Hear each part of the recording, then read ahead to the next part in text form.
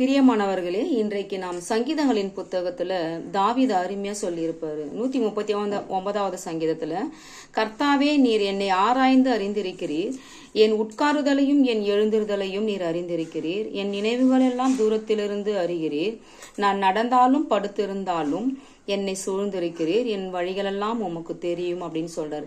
நாம ஒவ்வொரு நாளும் நம்ம நடக்கிற வழிகளெல்லாம் தேவன் என்ன பண்றாரா பார்த்துட்டு இருக்காராம். நம்ம எந்த பாதையில போறோம், நம்ம என்ன யோசிக்கிறோம், எல்லாவற்றையும் தேவன் நமக்குள்ள பார்த்துட்டு இருக்காரு. எனக்கு கூட பார்த்தீங்கன்னா நிறைய பிரச்சனைகள், மனசுல ரொம்ப கவலைங்க, வேதனை, எங்கேயுமே நிம்மதி இல்லை.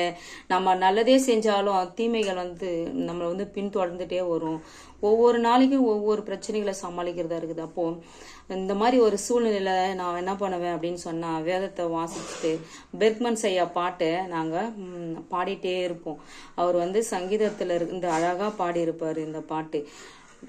என்னை காண்பவரே, தினம் காப்பவரே, என்னை காண்பவரே, தினம் காப்பவரே, ஆராய்ந்து அறிந்திருக்கின்றீர், சுற்றி சுற்றி சூழ்ந்திருக்கின்றீர், ஆராய்ந்து அறிந்திருக்கின்றீர், சுற்றி சுற்றி சூழ்ந்திருக்கின்றீர், நான் அமர்வதும் நான் எழுவதும், நான் அமர்வதும் நான் எழுவதும் நன்றாய் நீர் அறிந்திருக்கின்றீர், நன்றாய் நீர் அறிந்திருக்கின்றீர்.